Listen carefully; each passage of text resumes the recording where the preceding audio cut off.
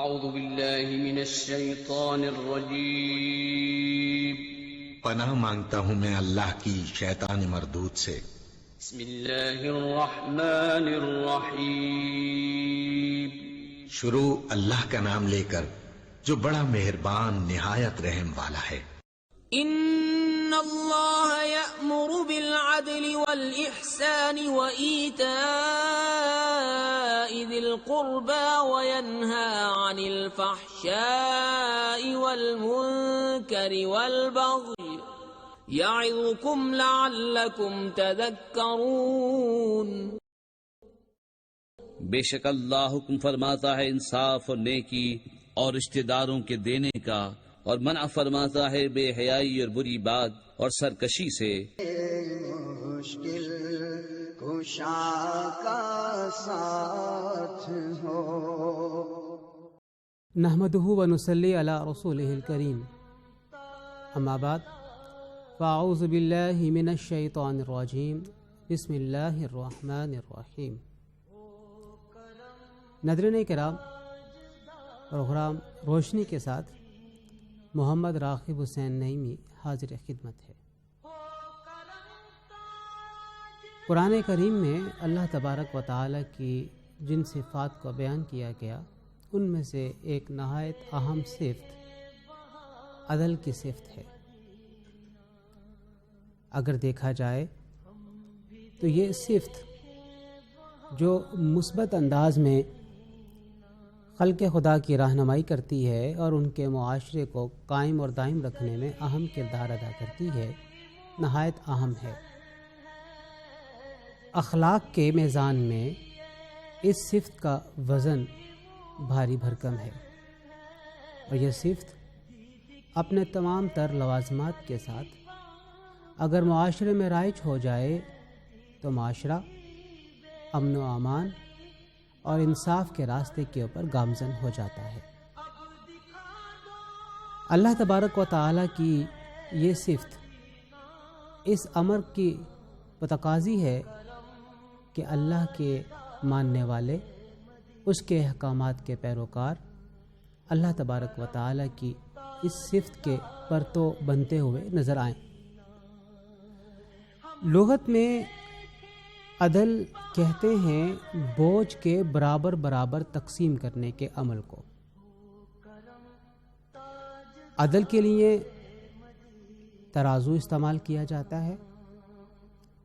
عدل کی نشاندہی ترازو کے ذریعے کی جاتی ہے، اور جہاں کہیں بھی عدل اور انصاف کی فراہمی ہو وہاں پہ علامتی طور پر اسی ہی سے عدل کا اظہار کیا جاتا ہے۔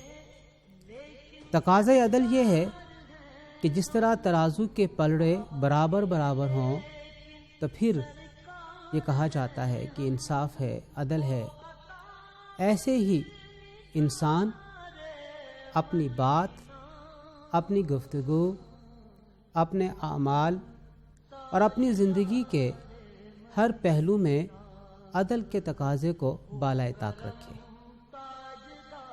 عدل کے تقاضے پہ عمل درآمد کرے، اور جب وہ عدل کے اس تقاضے کو تسلیم کر لیتا ہے، اپنی زندگی میں رائج کر دیتا ہے، تو نہ صرف وہ بلکہ وہ تمام افراد جو اس کے ارد گرد زندگی گزار رہے ہیں نہایت احسن طریقے سے اپنی زندگی کے ان مراحل کو پورا کرتے ہوئے نظر آتے ہیں۔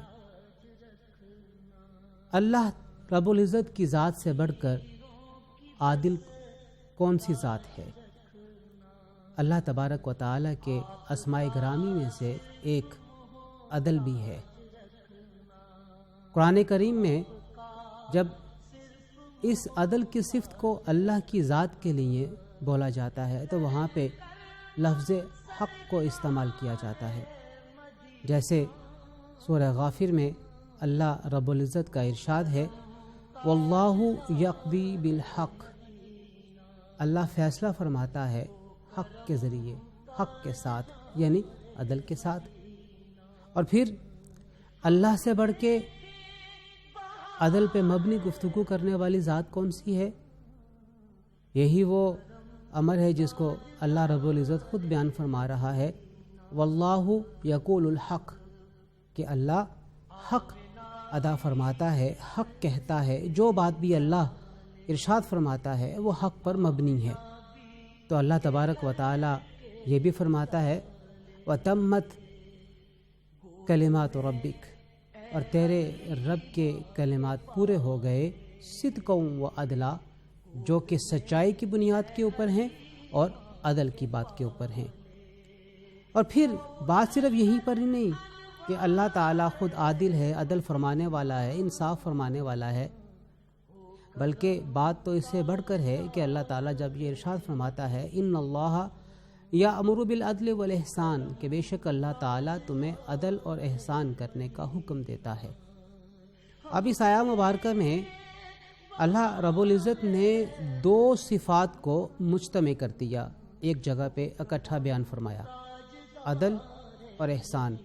عدل کو مقدم رکھا ہے، احسان کو مؤخر رکھا ہے۔ عدل تقاضائے قانون ہے اور احسان مطالبہ اخلاق ہے۔ جب ایک دکاندار اشیاء کو پورا تولتا ہے، وزن کے مطابق تول کے دیتا ہے، تو وہ عدل کرتا ہے، اور جب وہ بیچے جانے والی اشیاء کو وزن سے زیادہ تول کر دیتا ہے اور جو چیز بک رہی ہے اس کے پلڑے کو جھکا دیتا ہے، تو یہ احسان ہے۔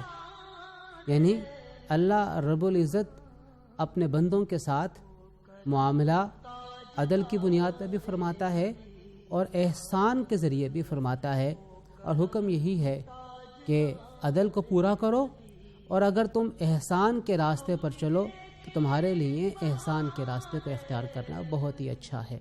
لیکن ذہن میں رہے کہ عدل احسان سے مقدم ہے، عدل احسان سے پہلے ہے۔ جب ہم عدل کی بات کرتے ہیں تو یہ بات ذہن میں رکھیے گا کہ ہماری زندگی کا کوئی بھی لمحہ ایسا نہیں ہے جو عدل کی اس صفت سے خالی ہو۔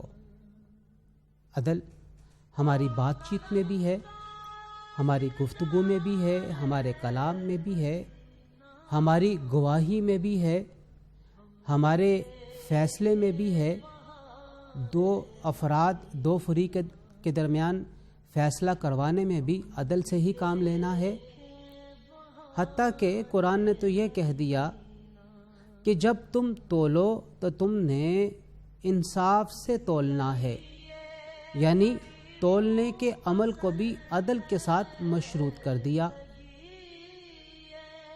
عدالتی فیصلوں میں عدل انتہائی اہم ہے کہ جہاں پہ مظلوم کی مدد کی جاتی ہے اور ظالم کو اس کے ظلم کا بدلہ دیا جاتا ہے، اور یہ اسی وقت ہو سکتا ہے جب کوئی فیصلہ کرنے والا عدل کی بنیاد پر فیصلہ کرے۔